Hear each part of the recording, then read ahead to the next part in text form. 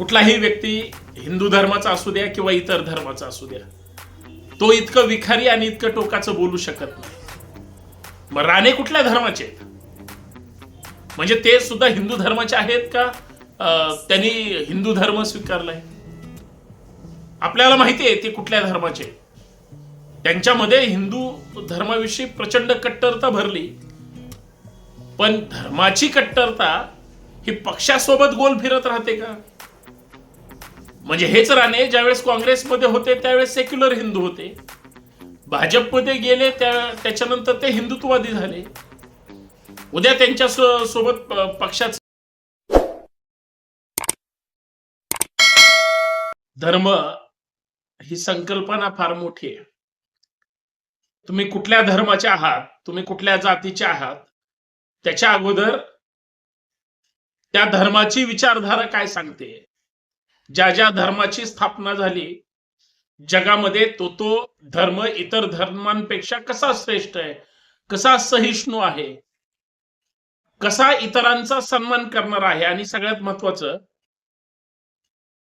धर्म हे चांगलं जगायला शिकवतो, धर्म एकमेकांचा आदर करायला शिकवतो, धर्म कायद्याने राहायला शिकवतो, धर्म आपल्या रूढी परंपरा आणि आपल्या ज्या काही चालीरीती असतील त्या समृद्धपणे चिकित्सक पद्धतीने आपण जगल्या पाहिजेत, चालवल्या पाहिजेत, वाढवल्या पाहिजेत, यासाठी सांगतो.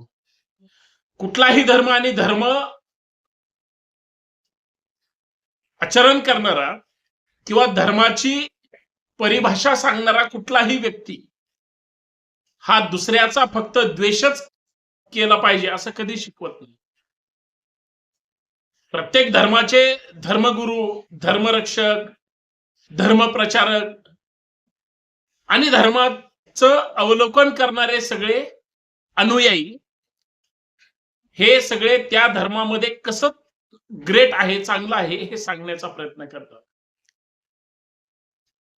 असा कुठलाच धर्म मी आजपर्यंत जी काही वेगळ्या वेगळ्या धर्माचं वाचन केलं किंवा वेगळ्या वेगळ्या धर्माबद्दल माहिती वाचण्याचा प्रयत्न केला, जे काही 7-8 धर्म आहेत, म्हणजे आपण आपल्याच भारताचा विचार करू, हिंदू असेल, शीख असेल, मुस्लिम असेल, ख्रिश्चन असेल, म्हणजे प्रत्येक धर्म समाजाच्या शेवटच्या घटकापर्यंत प्रत्येकाला जगण्याचं स्वातंत्र्य देतो.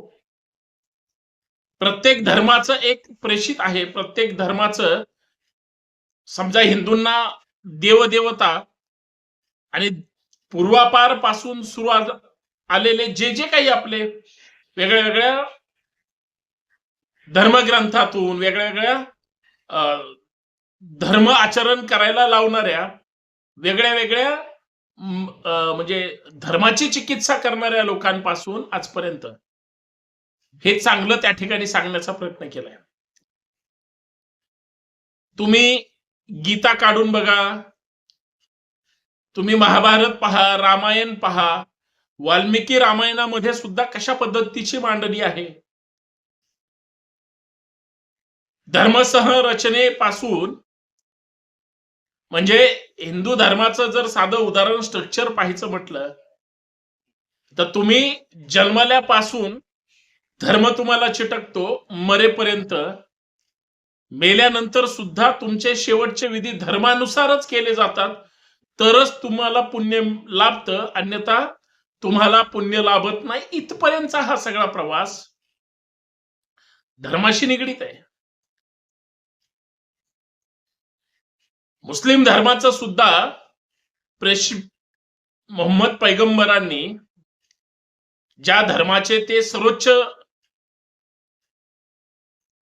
धर्मगुरू म्हणा किंवा पैगंबरांमुळेच त्या धर्माची जी काही स्थापना झाली आणि ते पुढे वाढवत गेले, त्यांच्या सुद्धा धर्मामध्ये कधीच कुणाचा द्वेष, मत्सर हे त्यांच्या कुराणामध्ये नाही सांगितलं. ख्रिश्चनांच्या बायबलमध्ये सुद्धा सांगा बरं, कुठला ख्रिश्चन कधी कुणाच्या धार्मिक भावना दुखवेल असं काही कृत्य बोलतो? हिंदू धर्मामध्ये असं सांगितलं जातं का की तुम्ही इतर धर्माचा फक्त द्वेष केला पाहिजे? तसंच इतर धर्मांचा आहे का? मग आपण परत मूळ मुद्द्यावर येऊया. हिंदू धर्माचं रक्षण करणारे खरंच हिंदू धर्माचे आहेत का हो? म्हणजे ह्यांचं असं कुठलं वेगळं प्रोडक्ट आहे? म्हणजे तुम्ही आम्ही सगळे एका जाती धर्माचे असू असं गृहीत धरा, म्हणजे हिंदू आहे. आणि मग हिंदूच हिंदूंना त्या ठिकाणी सगळ्या ठिकाणी सन्मान देतो का? एकमेकाचे शत्रू कोण करायला लावतं? बर, जाऊ द्या बाजूला. जे जे स्वतःला मी ह्या धर्माचा आहे म्हणणारे दुसऱ्या धर्माच्या काय बदनामी करायची, वाईट बोलायचं ह्याचं काय सर्टिफिकेट घेऊन आलेले असतात का? अजिबात नाही. आणि सगळ्यात महत्वाचं, धर्माची दारू आणि जातीची नशा तुम्ही जितकी घ्याल तितकी नशा वाढते त्याचे, हे वेगळं सांगायची गरज तशी पण नाहीये. तरी सुद्धा मी अजून थोडं वेगळ्या पद्धतीनं सांगण्याचा, मांडण्याचा प्रयत्न करेल. हिंदू धर्माचं शंकराचार्यापासून म्हणजे शंकराचार्य घ्या किंवा आतापर्यंत 33 कोटी देवांची जी आपल्याला व्याख्या सांगितली जाते त्यांच्यापासून ऋषीमुनींपासून आजपर्यंत कधी कोणी कुठल्या इतर धर्माचा अनादर केला असं सांगितलं का? मग आत्ताचे जे सो कॉल्ड हिंदू धर्मरक्षक म्हणतात, म्हणजे समजा नितेश राणेंचं उदाहरण घ्या किंवा अजून इतर वेगवेगळ्या हिंदुत्ववादी संघटना घ्या, हिंदू हिंदू हिंदू हिंदू म्हणून ज्या काही सांगतात, त्यांच्याकडे काही सर्टिफिकेट आहे का की त्यांनी इतर धर्माचं मात्र अत्यंत वाईट विखारी बोललं पाहिजे? मला तर वाटतं की मग यांचा धर्म कोणता आहे? खरंच हे हिंदू धर्माचे आहेत का? किंवा मग धर्माची अशी व्याख्या कशी काय सांगितली गेली की एका बाजूला सहिष्णुता आणि सर्वांना सोबत घेऊन चालणारा धर्म, अचानक दुसऱ्या धर्माच्या किंवा इतर लोकांचा द्वेष करायचा? मग त्याच्यातून मिळतं काय? मत. आता मताच्या राजकारणासाठी असं चालवायचं असेल तर हिंदू तसाही हिंदूकडून सुद्धा खतरे में असू शकतो ना. असं वेगळं काय याच्यामध्ये होतं, वेगळं काय केलं जातं, याचा सुद्धा शोध आणि बोध घेणं गरजेचं आहेच की. कुठलाही व्यक्ती हिंदू धर्माचा असू द्या किंवा इतर धर्माचा असू द्या, तो इतकं विखारी आणि इतकं टोकाचं बोलू शकत नाही. मग राणे कुठल्या धर्माचे आहेत? म्हणजे ते सुद्धा हिंदू धर्माचे आहेत का त्यांनी हिंदू धर्म स्वीकारलाय? आपल्याला माहिती आहे ते कुठल्या धर्माचे आहेत. त्यांच्यामध्ये हिंदू धर्माविषयी प्रचंड कट्टरता भरली, पण धर्माची कट्टरता ही पक्षासोबत गोल फिरत राहते का? म्हणजे हेच राणे ज्यावेळेस काँग्रेसमध्ये होते त्यावेळेस सेक्युलर हिंदू होते, भाजपमध्ये गेले त्याच्यानंतर ते हिंदुत्ववादी झाले. उद्या त्यांच्या सोबत पक्षाचं किंवा पक्षासोबत यांचं नाही जुळलं, नाही जमलं, तर मग ते परत नंतर दुसऱ्या पक्षात गेल्यानंतर अजून त्यांचा धर्म काय धर्मनिरपेक्ष होईल, सेक्युलरच होईल. म्हणजे मुद्दा तोच आहे की ही लोक सोयीनं धर्माचं वेगळ्या वेगळ्या पद्धतीनं आचरण करून टोकाची भूमिका कशासाठी घेतील? पक्षीय भूमिका म्हणून. आणि मग ह्यांच्यावर टीका करणारे काय म्हणतात की हे पार्सल इथलं नाहीये, ह्यांना नेपाळला पाठवा.